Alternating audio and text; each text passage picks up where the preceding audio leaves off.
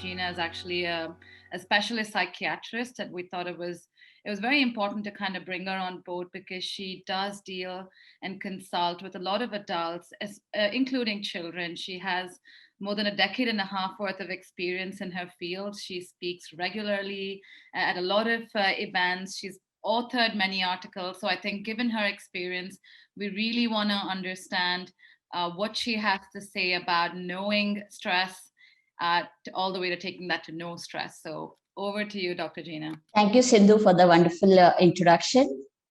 And on the outside, I would like to thank Question Pro for inviting me for this very important discussion, especially it's a need of the hour. And it was a wonderful presentation, Sanja. And I could see that a lot of our topics are quite similar. So many things would be repeated. But nevertheless, repetition is always will act as reinforcement. So it should help all. So let me share my slides. We are talking on a very important topic today about mental health. So very often we don't recognize mental illness and we don't know when we call it as mental illness. So as briefly, if a person has any disruption in the way he thinks, feels, or behaves, that is a probability that the person is going through some kind of psychiatric issues. So we often wonder, why do some people have these kind of psychiatric problem, that some may go into depression or anxiety, some may have cardiology problem, but they remain sane. So there is no one reason to it. There are multiple factors, and one of the important factors is a biological factor. See, we humans are made up of set of hormones. We're made of a lot of chemicals in our brain. The way we think is different. The way we react is different in a given situation. So that makes us as a person, as an individual.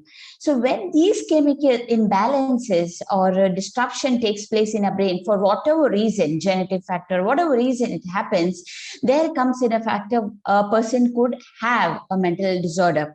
In addition, any psychological cause or environmental, like in this case of our pandemic situation, if there is any environmental factor which could act as a trigger, and altogether put in, this is the reason why one is predisposed to have any kind of mental disorders. Now with this pandemic, there is so many changes happening, and there is so much uncertainty, and inherently this is going to be very stressful. The way we live is totally different now. The way we work is even more different. And way we connect, whether we like it or not, is totally different.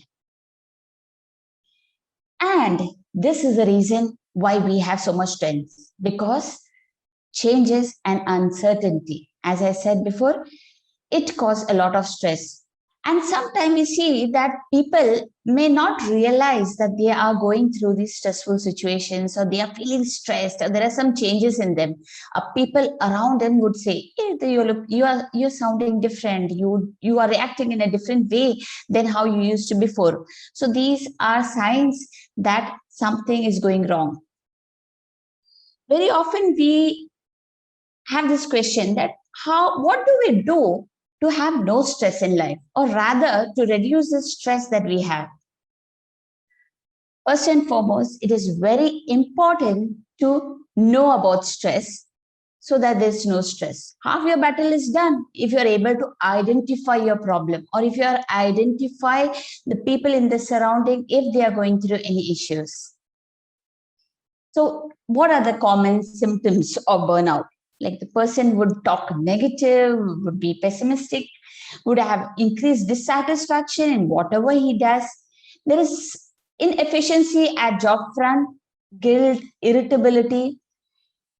There could be some cognitive, emotional, or physical or behavioral impairment. Like in cognitive, the patients may often complain that, I forget, doctor, I forget where is my car keys, I forget writing an email. The person is not able to concentrate. There could be poor judgment. There is so much of thought, and the thoughts are predominantly negative and constant worrying and anxious. Emotionally, there would be sadness of mood, irritable, anger outburst, agitation, anxiety, overwhelming feeling, and as a result, he gets withdrawn, socially isolated, a complete change in the personality of what he was before. There could be unhappiness.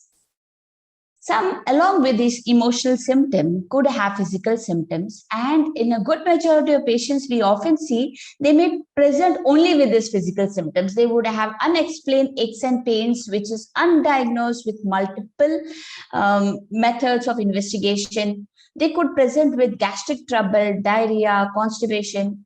In fact, the gut, our intestine, we call it as a second brain. Have you realized that you have a job interview, or you're going to have a presentation, or a child is going to a school to give an examination? The first thing that you might visit is your washroom.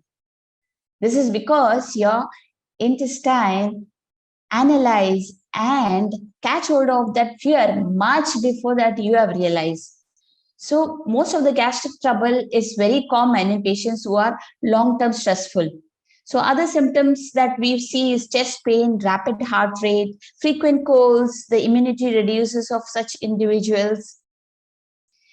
Behaviorally, we have seen that patients start feeding their emotions. They might start eating more, or sometimes even eating less, increase sleep or decrease sleep, gets withdrawn, starts neglecting his responsibility, procrastinate overwork, use negative coping strategies like smoking, drinking, drugs, or their intake increases. They would always exhibit nervous habits like nail biting, pacing. Now that we know that these are some of the symptoms that you go through when you have burnout and stress, let's talk about panic attack, because this is a common term that we use nowadays, because every now and then we see that somebody is having a panic issue. So panic attack is a kind of attack which lasts for a few seconds to minute. It comes from nowhere. It may come even without any notice or any triggering factor. And the person may experience a severe palpitation, that is a pounding heart rate.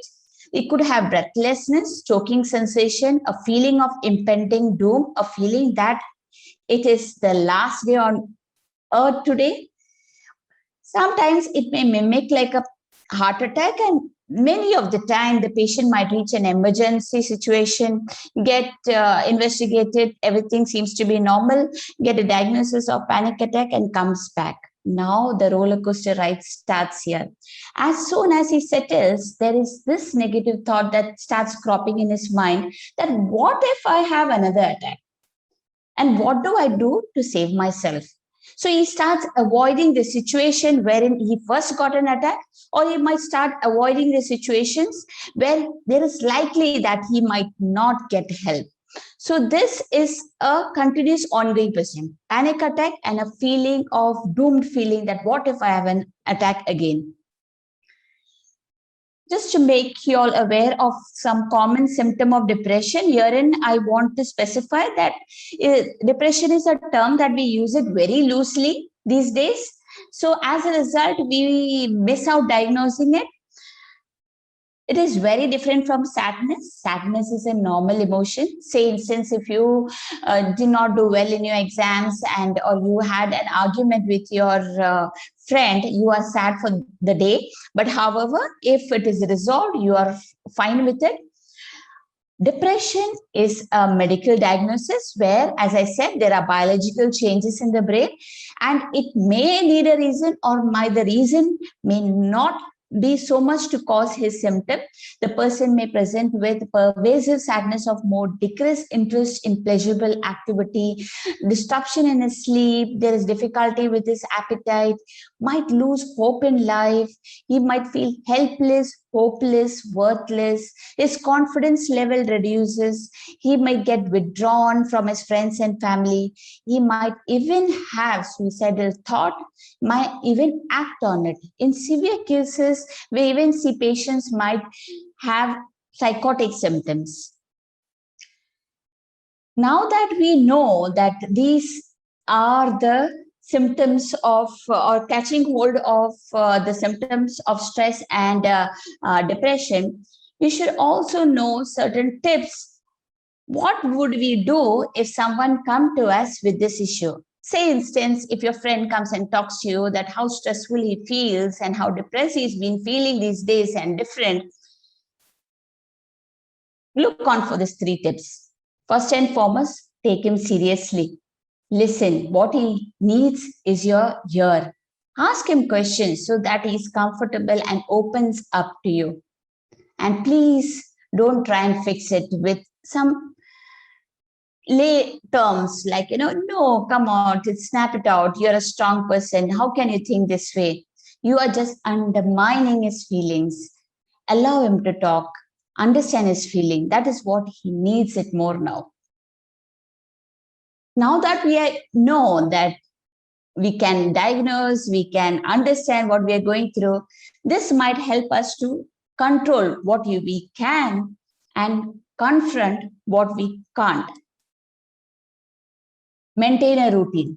And this is exactly what has been disrupted since last 1 year. The sleeping, the eating pattern, the way we work is all changed.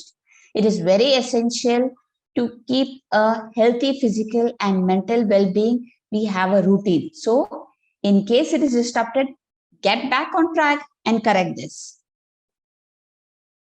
6 to 8 hours of sleep every day is essential, and sleeping on time is even more essential.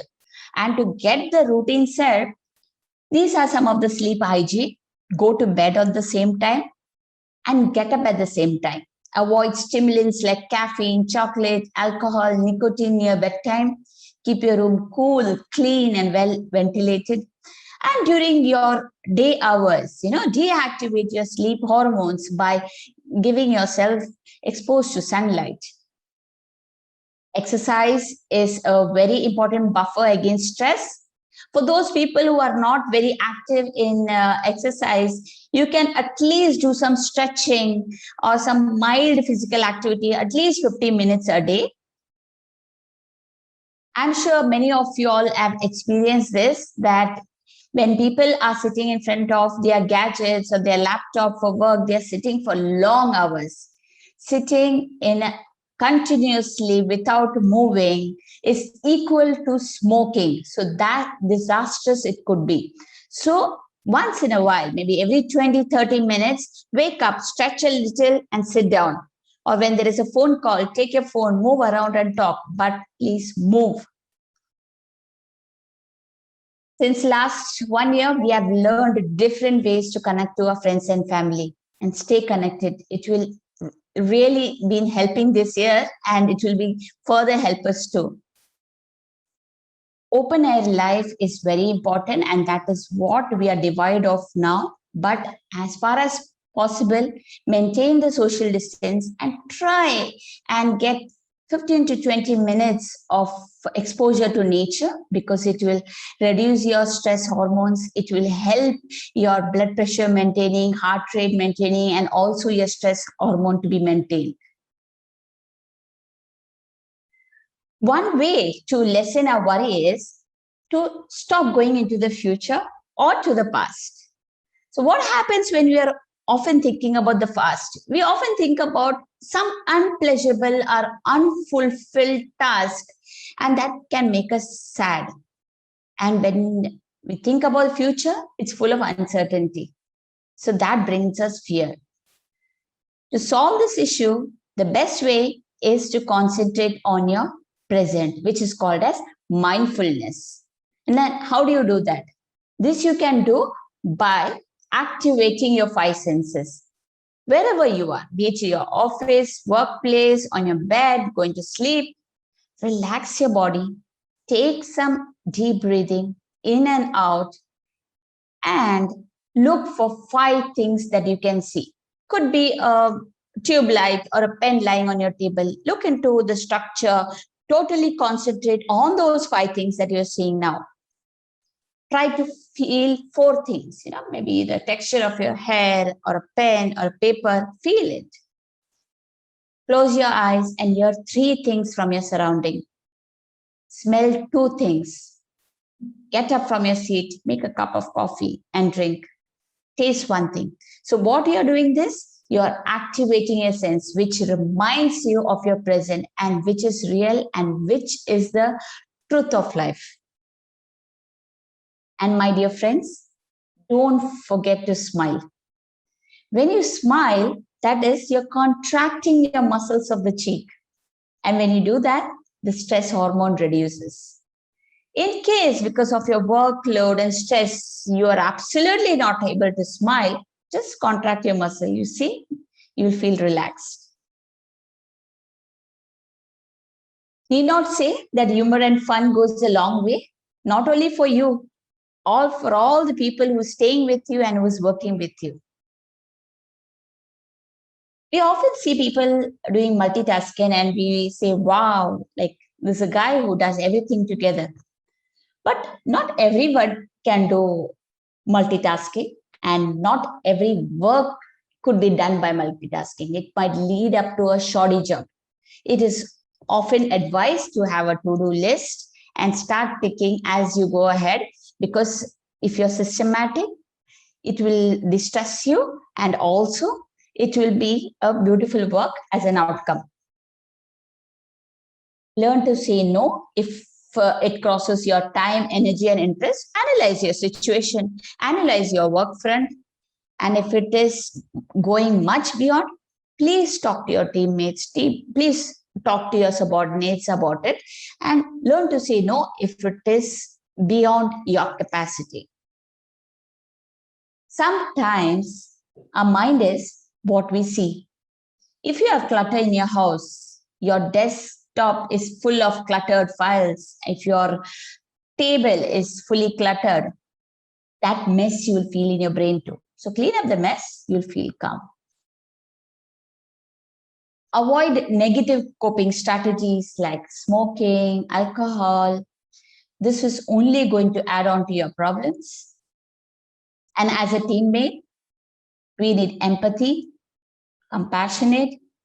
Be clear about your work schedule. We all need that little appreciation to go ahead in life. So that is very much important. Keep an open and two-way communication with your team. Limit your social media intake. I know this has been what has been keeping us going since the last 1 year, but in many instances, it keeps us feeding with informations that we don't need it, and it might add on to your stress. So in case you are going through stress and feeling stressful, try unfollowing, mute some groups, hide some Facebook posts. It will always help. Now, we all know about this breathing exercise, but breathe in and breathe out. With a mantra, say peace or relax when you do that. This will help in controlling unnecessary intrusive thoughts whenever you have or whenever you're in a panic situation. Another way of relaxing is visualization method. Close your eyes. Imagine a beautiful scenery of your choice. It could be a seaside, it could be some greenery, mountain area. Go on a mini vacation and remember to come back. Be grateful, be thankful for whatever you have in your life. There are so many people going through tremendous trouble. Probably you're the lucky one. And this goes a long way. We have to express our gratitude to the Almighty that what we are today and what we have. And in case if you are going through the trouble time of having any kind of anxiety or depression or stressful situation, it's okay to ask for help. Remember that anything above our eyebrow is not eternal. Like our organs, like our lungs, like our heart, like our liver, if things can go wrong, even our brains can go wrong. Even the chemical changes can go wrong. So it's very important that you seek help if it's required. And lastly, my dear friends, slow down. You are not a Superman or a Superwoman. It's okay if you're not able to reach your target, or it's okay that you are not that perfect that you expected you to be. Sometimes it is okay to accept our weakness too.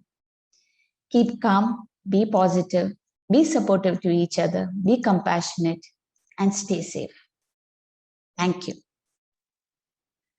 Thank you so much, Dr. Jeena. I think you would have actually heard a little bit of an applause. I'm sure everybody who's heard this, kind of gone through this, has experienced a little bit of something that you explained in there. So it's very insightful.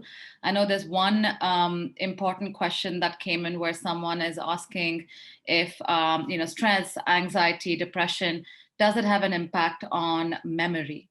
I know it's something that you kind of touch based on, but I want you to take that one question for us because I think it's important to help people understand. Yeah. As I said, that when the person is going through stress, anxiety, or depression, there is a lot of ruminative and intrusive thoughts. And most of these thoughts are negative in nature. And often patient explains that, doctor, I'm not able to control my thoughts.